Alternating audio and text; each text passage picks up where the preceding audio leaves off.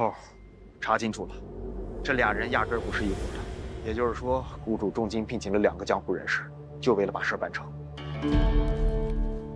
这是活着的那个留下来的，他们都没见过雇主的模样，只靠书信来往。董大、芍药、兰苑火灾的旧人。卖红果喽！红果喽！红果喽！小伙子，快来看呀！卖红果喽！红果，红果，要不要红果啊？不要，买红果好不好？不要。来一个吧。那边有变戏法的，我们一起去看吧。我们一起。这什么情况？杨柳街也来变戏法的了？花季果子童叟无欺，买一串果子拉一次箱子，童叟无欺啊！买一串果子拉一次绳子。不管地久天，不老一株柴。天落水，鸟吃虫，鸡又飞。果子生意虽小，但细水长流，一日能填补家用，总算不再坐吃山空。明前夕，菜上须。你好，你看今天赚了这么多，来，叔叔，生意不错嘛。芍药今日没来，家里有只小鸡不舒服，她在照看着。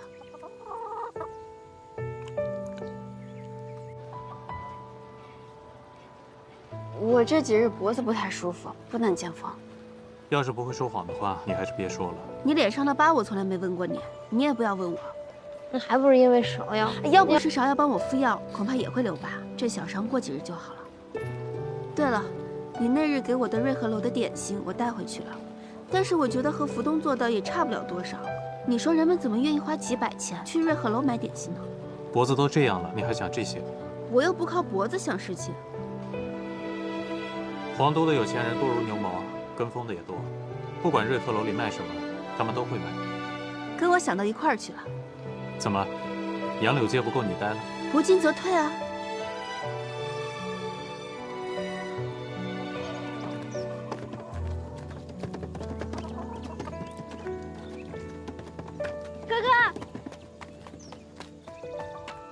哥哥，你看，泰姆教我缝的小鸡泰姆，啊，就那个长白头发那个。是我祖母。那我先进去了，不打扰你们兄妹俩讲话。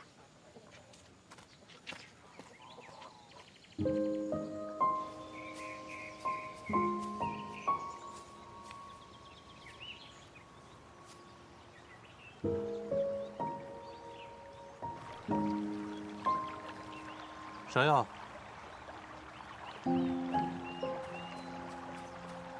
芍药，在这儿开心吗？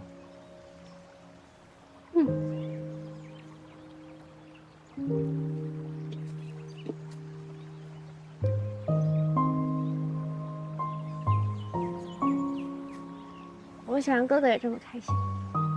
哥哥，你为什么不过来跟我们一起住？以后我每天都来看你。也来看花姐姐，她很喜欢你。你听谁说的？你们俩在一起的时候她就很开心，因为她喜欢你，就像我喜欢你一样。她也很喜欢我。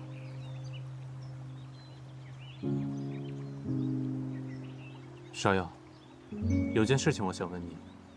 王府里有个叫董大的仆人，你知道吗？他来找我说话的，他跟你说什么？很多很奇怪的。他说我娘死的时候，什么人来什么的。那你怎么跟他说的？我不知道，我很困，然后睡着了，就着火了。他听不出，他问不出他走了。今天我问你的问题，不要告诉任何人，包括你花姐姐。又是这样啊。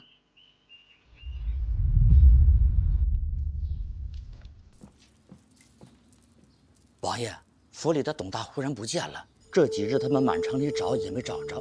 他都一把年纪了，人好像也糊涂了，由他去吧。是王爷。见过世子。您找我？你那些说死啊，偏偏王妃还可以。你到底把芍药弄去哪里了？到底要做什么？他现在人在哪里？他现在有人陪，也有地方住。这外面还有哪儿能比得上咱们王府呢？可他在那儿比王府开心千百倍。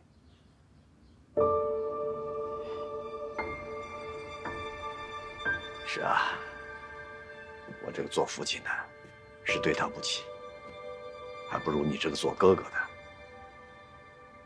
如果芍药离开王府，能够把以前的事情都忘掉，也不失为一件好事。莲希啊，他与你亲近，以前的事情，有没有对你提起过？当时芍药还太小，什么都不记得。也许忘记，对他来讲是件好事情。这孩子实在是命运多舛啊。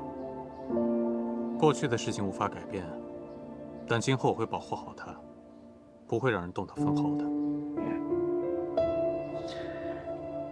好孩子，父亲放心，我会照顾好他。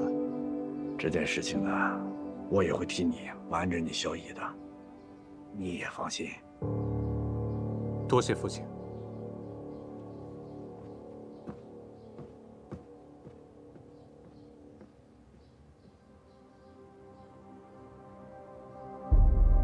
怎的又买10盒？还一买就是200个，还有什么金纸银纸，都采买来干什么呀？不写清楚，别想在我这儿领走一个大子儿。哎呀，不是我说呀，吃亏得长教训。你呀，该好好的跟你们家姑娘说说，如今有一些余钱，赶紧去聘请一些护院是正经啊。三夫人，哎呀，这就是我的不是了，没有事先同三婶说清楚。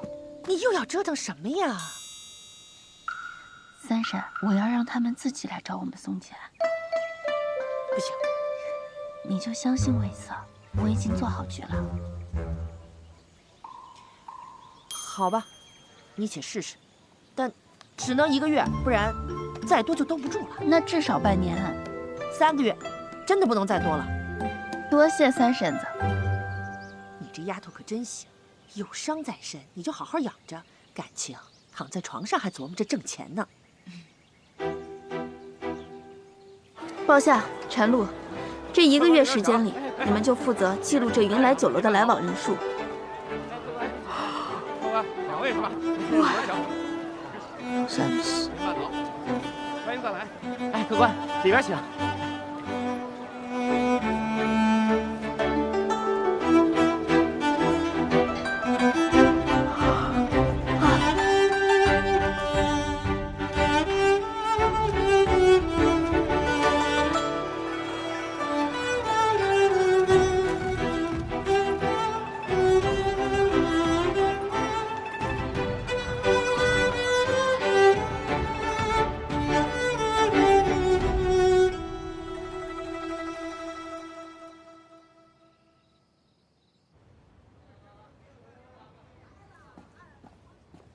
叫大姑娘久等了。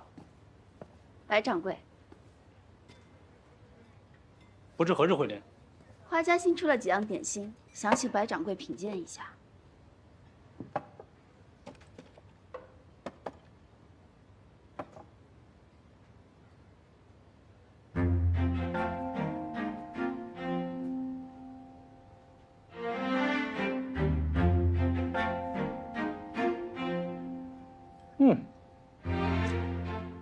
你家这位点心师傅，他不光手艺了得，更贵在他有一层巧思在，不知何处聘来的高人。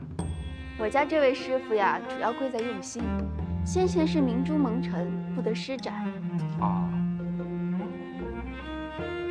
明人不说暗话，这点心确实不错。可大姑娘若想在我云来酒楼寄卖，恕白某点不了这个头。京中老字号上百家，独给花姐寄卖，白某交代不过去。可倘若家家都来寄卖，我这云来岂不变成瓦舍了？白掌柜想必是误会了，我不是想来寄卖，我是要奉送。哦，花季铺子在杨柳巷，位置偏僻，许多人耳闻却未曾一尝。云来酒楼名冠皇都，花季院每日供应点心，分文不取，赠与你家宾客。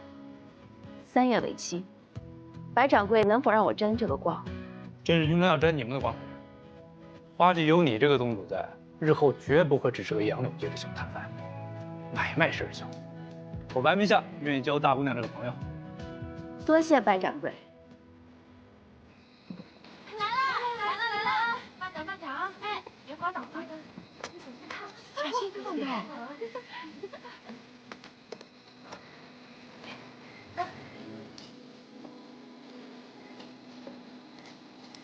小心啊，小心！来，坐下。来，小心。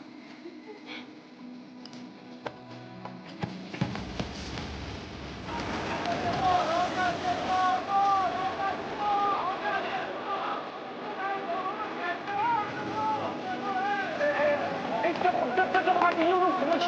您老是不知道啊，这帮闲汉都是花季部的，每天一大早呢就给各家酒楼送吃的了，一路吆喝的。这你吃过？啊，您这话说的，谁还没吃过？味儿还不赖。您老要不要试试？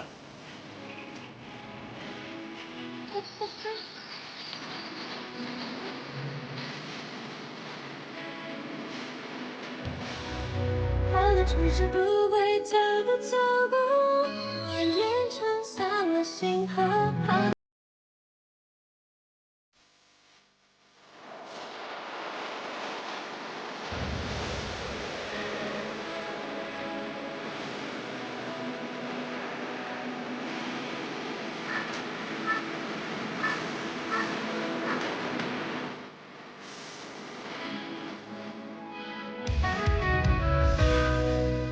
看看，这才3个月的时间，从前攒的一点力都赔进去了。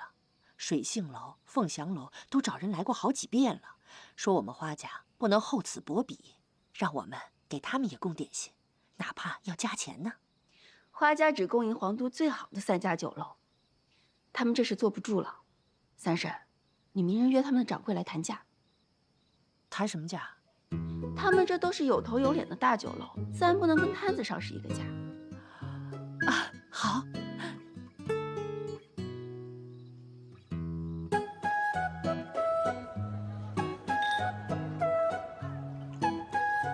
花大姑娘不必开尊口，我也知道你为何而来。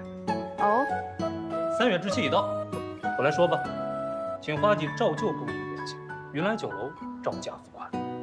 白掌柜，这供应酒楼可比铺子上价格高，10文一份，你看可行？可以呀。哎，去做水盘吧，5亩金子，就写花季点心，120文一份。哎，这么贵啊！大姑娘，你卖的是点心钱、手艺钱，我呢，卖的是这云来酒楼的牌子钱，能卖多少，是我的本事，也是云来的面子。收教了，这钱啊，云来能挣，花季眼下还当真挣不了。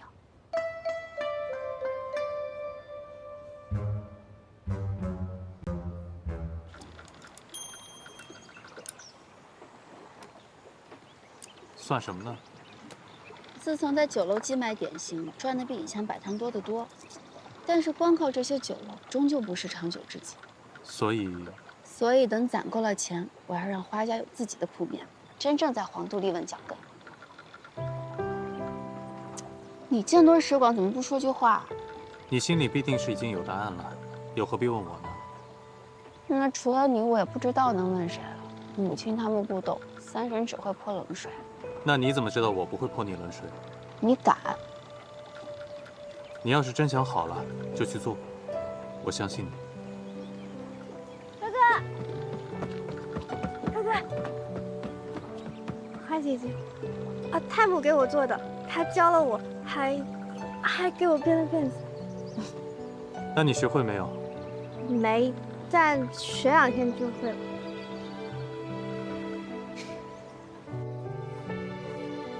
老夫人，您瞧瞧，这针线还行吗？比刚进门时候好多了。不过比我还是差一点。我现在也不行了，眼睛看不见。现在不用您，有我们呢。哎呀，老祖宗，这纸丫头啊，一接接了10几家，累得我七荤八素的，账都算不过来了。您过目一下，这沉甸甸的铜钱进账，累一天也是高兴啊。三嫂，这也没外人，你跟我们悄悄说说，这个月的利是不是比上个月还多？多出这个数。哎呀，这个纸丫头也是对得起她操的这份心了。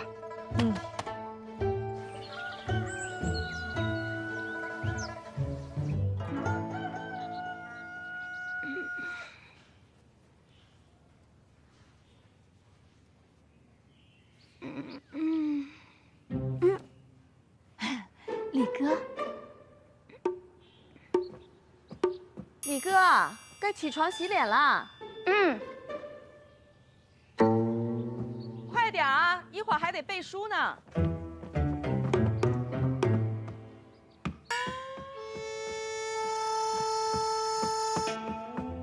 这么丁大点的小孩，管那么严做事呢？怎么了，林哥？你不想喝鸭汤了？不想，不喝。你不喝我还喝呢，给我。我给你。不是你不喝大家还喝呢。我养的鸭子，我凭什么不能喝？你给我，林哥，你别碰人，我不上你，你给我，我们大家还喝呢。哎呀，你别跑，儿子，你看他呀。天落水，鸟吃虫，鸡又飞，茶叶或粗浅，滋味乃春天。啊，明前夕，菜上须。啊，公平春漫漫。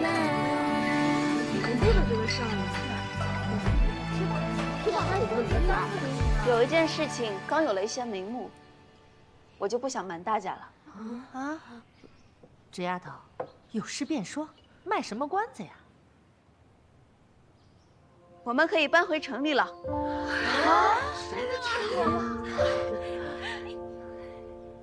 太好了！咱搬到哪儿去啊？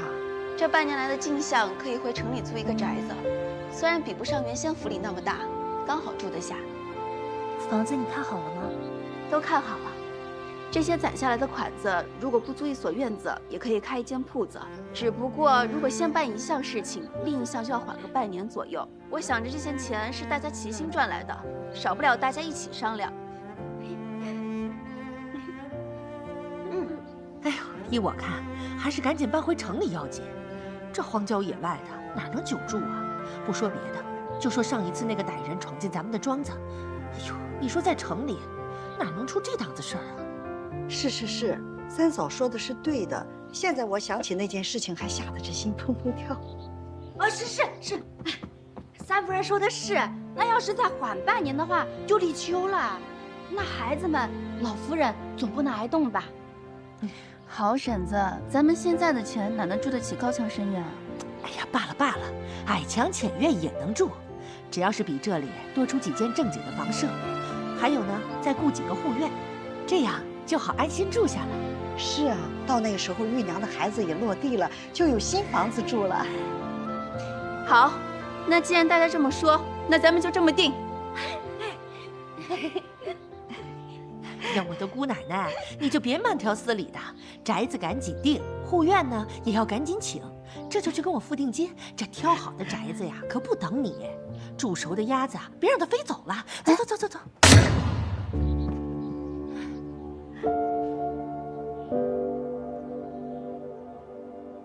把你们给惯的，这七嘴八舌的，我还没说话呢。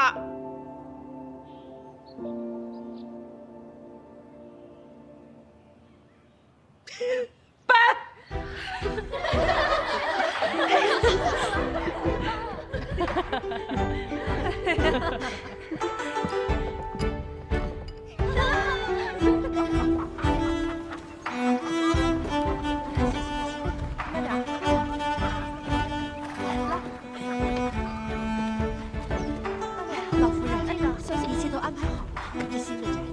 可漂亮了。好，一会儿都煮出道了，进了城声量都低一些，别吵吵嚷嚷的，免得遭嫉妒。是。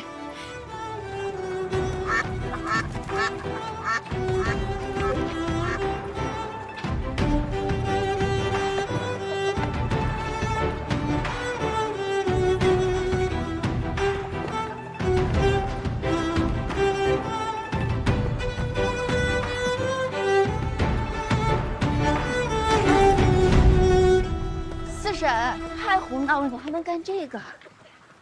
也不能整日躺着嘛。哎，动作都你跟快点啊！三嫂下定前回来了，快。有件事情我得给你赔个不是。怎么了？我顺道去赎那17坛酒，可是那掌柜支支吾吾的说酒被赎走了，我怎么问他也不肯说是谁。总之是我去迟了，辜负了四叔的一片心意。原来就为了几坛酒，跟我说上这片酸话，说是你四叔在，也要拧你嘴呢。左右等他出来了，我就可以还四叔的礼了。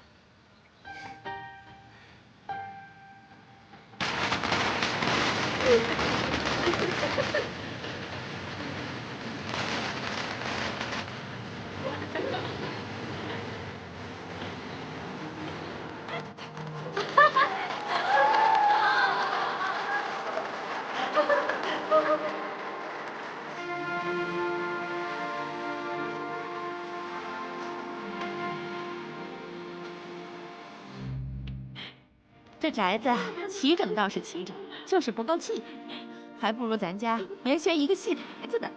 哎，净说胡话，这戏台子哪有这么大？是不是？罢了罢了，如今也不计较那么多了。老夫人自然是住东院的正房，那间最大最敞亮。芝贵，去给李哥找一间向阳的屋子。陈露，你也赶紧去给侄儿收拾一间房，收拾好了再来收拾我们。娘，我想住个离花园近的地方，可以出来溜达。林姐姐你呢？我想住一个靠水的安静的地儿。那我们去啊。都站住！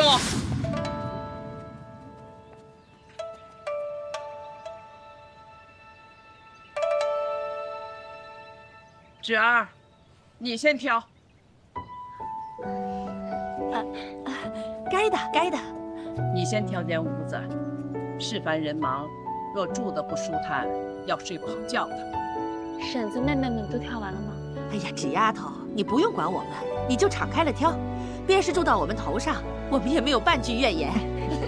三嫂，越说越没正形了。纸丫头，你可要好好的顾惜自己，只有你好了，咱们家才会越来越好。对了，给老钟单拨一间房子，人上了年纪要住的舒坦，这些日子多亏了他了。是。太母，那我呢？我住哪？你呀，在我旁边就选一间就行了，平日里省得你东奔西颠的。没事了，上我房里来陪老太太说会儿话。玉娘呢？啊，再挑一间暖和向阳的房子，让玉娘踏踏实实的住着。多谢老夫人了。唧唧挨挨的住了这么长时间，又忙又累，也没什么可吃的，这可怜劲儿的，一句怨言都没有。如今日子又好了，老夫人还说这些做什么？回想起来，大家挤在一个屋檐下睡了那么久，倒也亲热得很。要是玉儿还想念那样的过法，有什么难的？等明年避暑的时候，再回去紫黄居。到了明年就派辆马车把三嫂一个人给送过去。我看行不行？我才不要去！玉儿去，玉儿去！赶紧收拾吧。走吧，走吧，走了，走了，走了，走。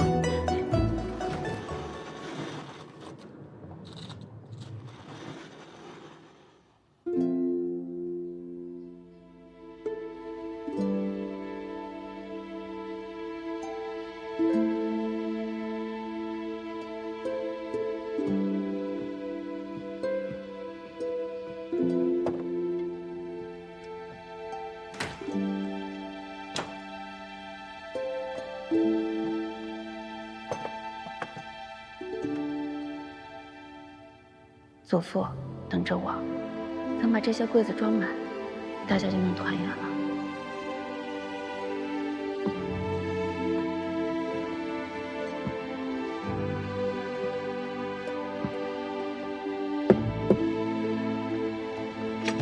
祖母，你怎么没去休息啊？哎呀，睡不下。这年纪大了，想起什么事儿必定马上说，不然就怕忘了。你是不是觉得我们家最苦的日子已经都过去了？人呐，在最绝望的时候，什么恩怨都可以放在一边儿。可一旦吃好了、穿好了、再住好了，七七八八的事儿又翻江出来。所以说，顺水行舟未必比逆水容易。从现在起，才是我们最难的日子。往后，你要更辛苦了。孙女不觉得辛苦啊，以前在宅子里待着，总觉得没有劲、无聊，那是因为日子不是自己在过，身不由己。如今虽然事事操心，事事都要自己管着，我倒觉得每天都很新奇，充满了干劲。事情一件一件做呀，也总能做完的。啊，那这么多事情，你要先做什么呀？我想着现在宅子也搬回来了，我想让柏林部里他们继续去读书。我拜访了最好的私塾，让他们先去试一试。那为什么是这些？这宅子没了可以再买，钱没了也可以再赚，这些都是身外之物。可是画家的家学文脉要传承下去，这些都是钱财买不到的。柏林玻璃他们不能断，我也不能让他们断在我这儿。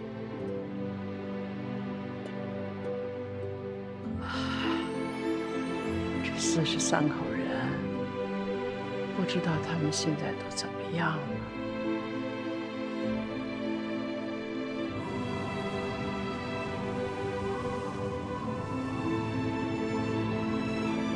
饼子，新出炉的饼子，快来看看吧！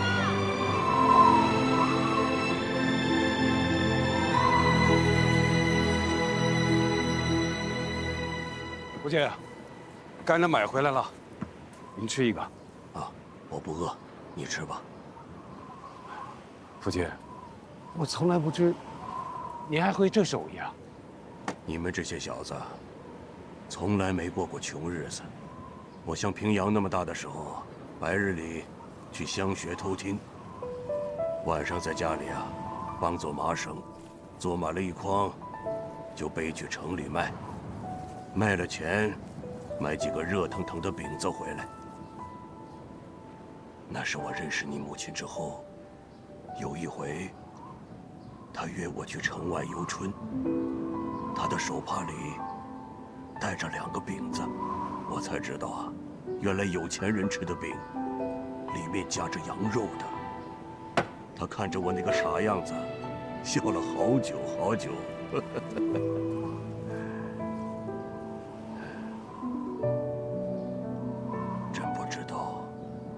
他们现在怎么样了？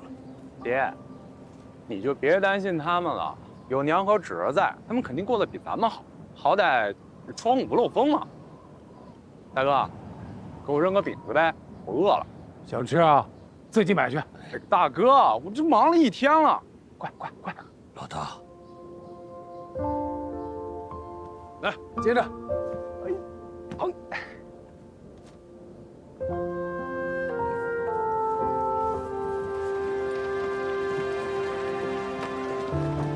慢着点啊！看什么呢？对呀，知道吗？这花家，好一个花家呀，这么快就回来了。这一屋子娘们儿手多着白花花的银子，他能守得住？我看也难。滚点！这是你交出的地方吗？滚！快滚！滚！解开！快点！周师傅，周师傅，赶紧走！你是说从前那个护院李贵？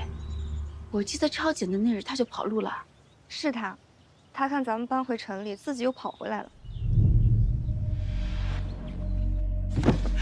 小的对不住姑娘啊，对不住花家。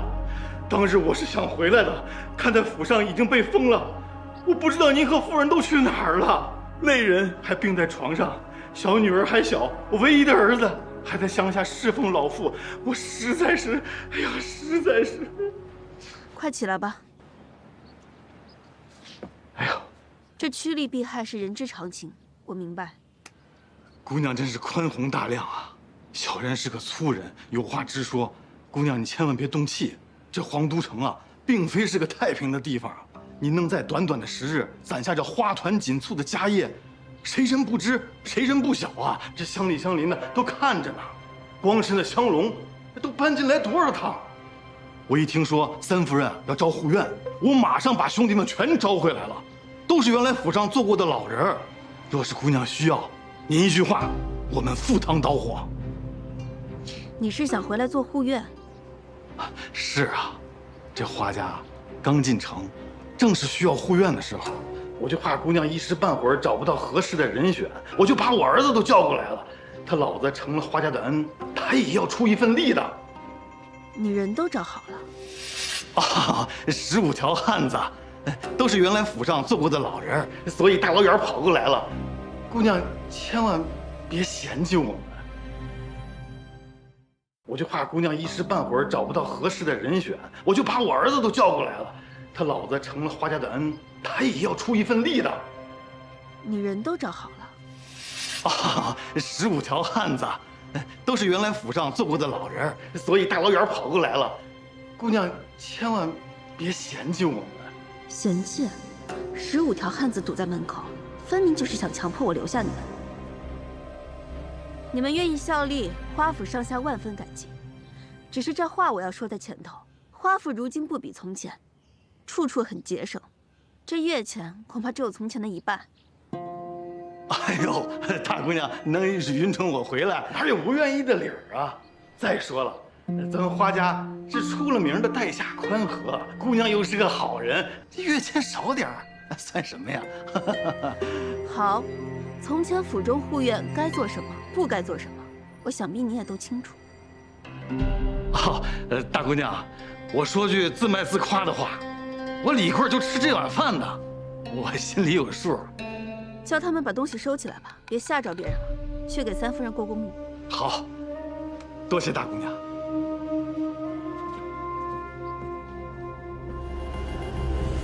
这是秦姨娘的妆台，搬到我这儿来干嘛呀？长没长眼睛啊你们？哎，三夫人，三夫人，三夫人，我来了，我这就搬走。喊你半天都不来。这旁边的屋子挺干净的，你去瞅瞅怎么样？三夫人，我想，哎呀，别学蚊子哼哼，有话直说。我想住到对面的西院去，特来请您示下的。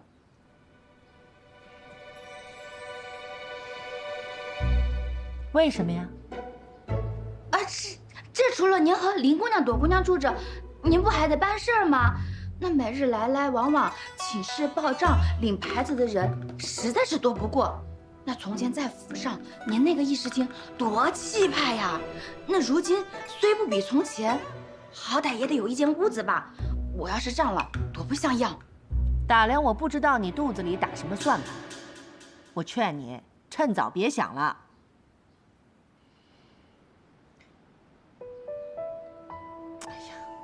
不是我不放你过去，你自己去西院，你瞅瞅，大房2个孩子，还加个邱姨娘，还有荣丫头、秦丫头，2房1个孩子，还有一大堆的丫鬟，哪儿还有下脚的地儿啊？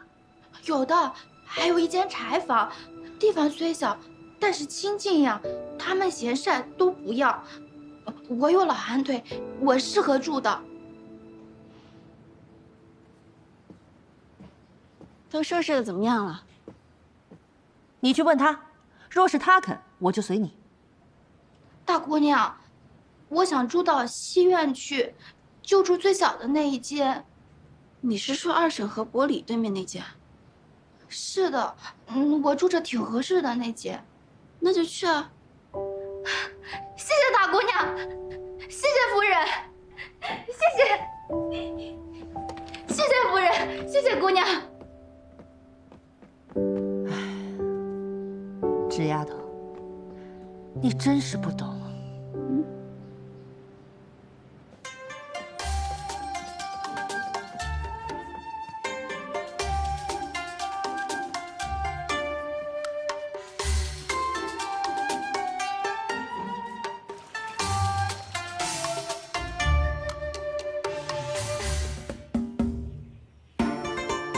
娘，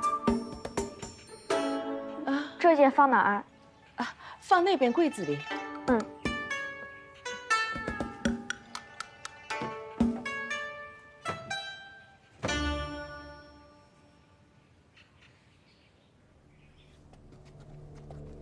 头儿，此次抓捕叛贼共16人，于皇都内外设7处据点，作为照国的暗桩。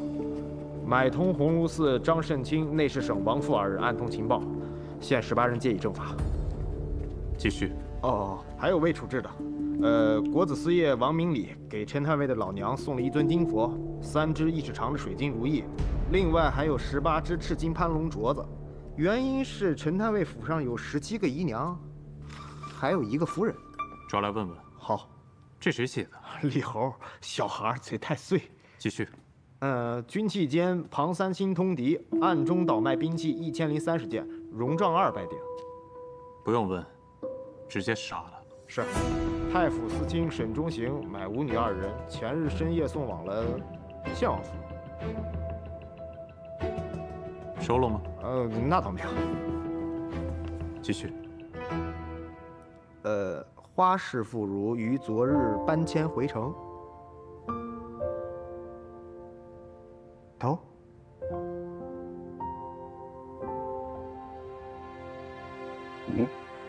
没收。父亲，我全部都换成金刻子，再送一次试试。献王府可不是你强送就能送进去的。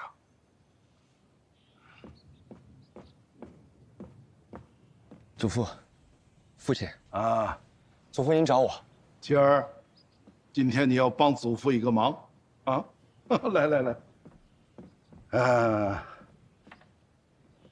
如今你是白衣，便以你的名义写一个帖子，请献王殿下到府上来喝茶。我跟你父都有官威在身，不便出这个头啊。请献王来府上做什么？你不懂，花家被抄，朝廷上下人人自危。我们现在去结交献王，也是为我们沈家谋一片阴币。花学士被冤，皇都中人人皆知。献王指使大理寺拷打花工，日夜逼供，就连行刑狱卒都于心不忍。难不成您不知道吗？你这叫什么话？你叫你祖父和我怎么办？与献王割席吗？至少可以不用谄媚。混账东西！生在沈家，吃穿用，都是你祖父和我每日提心吊胆上朝换来的。如今你都配合干净。琪儿，我只问你这个帖子写不写？